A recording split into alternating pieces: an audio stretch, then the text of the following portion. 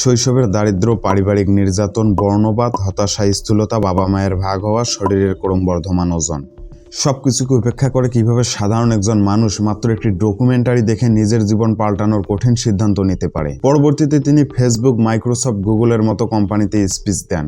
একজন মানুষের মনে কতটা জেদ থাকলে আল্ট্রা ম্যারাথন রানার, নেভি সিল মিশনের মতো অসম্ভবকে সম্ভব করতে পারে। চলুন জেনে নেওয়া যাক ডেভিড গগিন্সের সম্পর্কে। ডেভিড গগিন্স 1975 সালের 17 ফেব্রুয়ারি নিউ ইয়র্কের বাফেলো শহরে জন্মগ্রহণ করেন। তার বাবা টার্নিস গগিন্স ছিলেন একজন ব্যবসায়ী, যিনি স্কেটিং রিং ও নাইট ক্লাব পরিচালনা করতেন। গগিন্সের বাবা ছিলেন কঠোর মেজাজের একজন মানুষ। তার বাবা গগিন্স ও তার মাকে শারীরিকভাবে নির্যাতন চালাতো। তিনি শিশু বয়সেই বাবার নাইট ক্লাবে মধ্যরাত পর্যন্ত কাজ করতেন, যার কারণে তিনি স্কুলে ঠিকমতো যেতে পারতেন না। এই কঠিন পরিবেশের কারণে তার মানসিক ও শারীরিক স্বাস্থ্যের অবনতি ঘটে। যখন গগিন্স 8 বছর বয়সী, তখন তার মা তাকে নিয়ে তার বাবার কাছ থেকে পালিয়ে যান এবং ইন্ডিয়ানার ব্রাজিল শহরে নতুন জীবন শুরু করেন। নতুন জায়গায় আসার পরেও গগিন্সের জীবন সহজ ছিল না। স্কুলের পড়াশোনায় তিনি পিছিয়ে পড়েছিলেন। সহপাঠীরা প্রায়ই তাকে বর্ণবাদের শিকার করত এবং শারীরিকভাবে লাঞ্ছিত করত। তিনি অ্যাজমা ও হৃদরোগে ভুগছিলেন এবং স্ট্রেসের কারণে তার শরীর আরও খারাপ হতে থাকে। এসব কারণে তিনি পড়াশোনায় ঠিকমতো মনোযোগ দিতে পারছিলেন না এবং ধীরে ধীরে হতাশার মধ্যে চলে যান। হাই স্কুল শেষ করার পর গগিন্সের ওজন 136 কেজি হয়ে যায়। তিনি কীটনাশক স্প্রে কোম্পানিতে কাজ করতেন, যেখানে তাকে পোকামাকড় মারতে হতো। তিনি ধীরে ধীরে একাকী ও বিষণ্ণ হয়ে পড়েন এবং জীবন নিয়ে হতাশ ছিলেন। একদিন তিনি টিভিতে নেভি সিলদের একটি ডকুমেন্টারি দেখে নিজের জীবন পাল্টানোর কঠিন সিদ্ধান্ত নেন। নেভি সিল হলো মার্কিন যুক্তরাষ্ট্রের বিশেষ সামরিক বাহিনী, যা যুক্তরাষ্ট্রের নৌবাহিনীর অধীনে কাজ করে। সিল শব্দের পুনরূপ হলো সি, এয়ার অ্যান্ড ল্যান্ড, যার অর্থ হলো তারা সমুদ্র, আকাশ ও স্থল তিনটি পরিবেশেই বিশেষ অভিযান পরিচালনা করতে সক্ষম। নেভি সিল পৃথিবীর অন্যতম কঠিন সামরিক প্রশিক্ষণ। পানির নিচে যুদ্ধ, প্যারাশুট, জাম্পিং, গেরিলা যুদ্ধ, উচ্চ স্তরের বন্দুক প্রশিক্ষণ।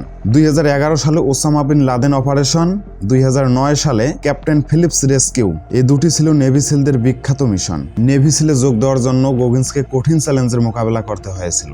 বড় বাধা ছিল তার ওজন। তার ওজন ছিল 136 কেজি, কিন্তু নেভি সিলে যোগ দেওয়ার জন্য ওজন দরকার ছিল 86 কেজি। তিনি শারীরিকভাবে অযোগ্য ছিলেন এবং মিলিটারি ট্রেনিং কখনো করেননি। মাত্র 3 মাসের মধ্যে 50 কেজি ওজন কমান এবং কঠোর ডায়েট ও এক্সারসাইজের মাধ্যমে তিনি 10 থেকে 15 ঘন্টা ব্যায়াম করতেন এবং শুধুমাত্র স্বাস্থ্যকর খাবার খেতেন। প্রথমবার ট্রেনিংয়ে অংশ নেন, কিন্তু হাঁটুর ইনজুরির কারণে ব্যর্থ হন। দ্বিতীয়বার নিউমোনিয়ায় আক্রান্ত হয়ে আবার ব্যর্থ হন। তৃতীয়বার সফলভাবে নেভি সিল প্রশিক্ষণ শেষ করেন 2001 সালে এবং নেভি সিল টিম 5-এ যোগ দেন। গগিন্স নেভি সিল 5-এ যোগ দেন এবং কঠিন সামরিক অভিযানে অংশ নেন। তিনি ইরাক ও আফগানিস্তান যুদ্ধের মিশনে কাজ করেন। তিনি US air force tactical air control পার্টিতে কাজ করেন। নেভি সিল হিসেবে কাজ করার সময় তিনি মানসিক ও শারীরিক শক্তি বৃদ্ধির বিভিন্ন কৌশল শিখেছিলেন, যা তাকে ভবিষ্যতে আরও কঠিন চ্যালেঞ্জের মোকাবেলায় সাহায্য করে। নেভি সিল থাকার সময় গগিন্স বুঝতে পারে যে তাকে আরও কঠিন পরিশ্রম করতে হবে, তাই তিনি আল্ট্রা ম্যারাথন দৌড়ানো শুরু করেন। 2005 সালে তিনি সান ডিয়াগো ওয়ানডে ম্যারাথনে 19 ঘন্টায় 100 মাইল দৌড়ান। তিনি একসময় 4030 পুল আপ করার মাধ্যমে গিনেস ওয়ার্ল্ড রেকর্ড গড়েন। গগিন্সের জীবন এতটাই অনুপ্রেরণাদায়ক যে তিনি সারা বিশ্বে মোটিভেশনাল স্পিকার হিসেবে জনপ্রিয়তা লাভ করেন। 2018 সালে তিনি আত্মজীবনীমূলক বই কান্ট হার্ট মি প্রকাশ করেন, যা বেস্ট সেলার হয়। তিনি ফেসবুক, গুগল, মাইক্রোসফটের মতো কোম্পানিতে স্পিচ দেন। তিনি বিভিন্ন প্রতিষ্ঠানে মানসিক দৃঢ়তা ও সফলতার সম্পর্কে প্রশিক্ষণ দেন। তিনি বলেন, you are in danger of living a life so comfortable and soft that you will die without ever realising your true potential. আপনি যদি খুব বেশি আরামে জীবন কাটান, তাহলে আপনার আসল সম্ভাবনা কখনো উপলব্ধি করতে পারবেন না।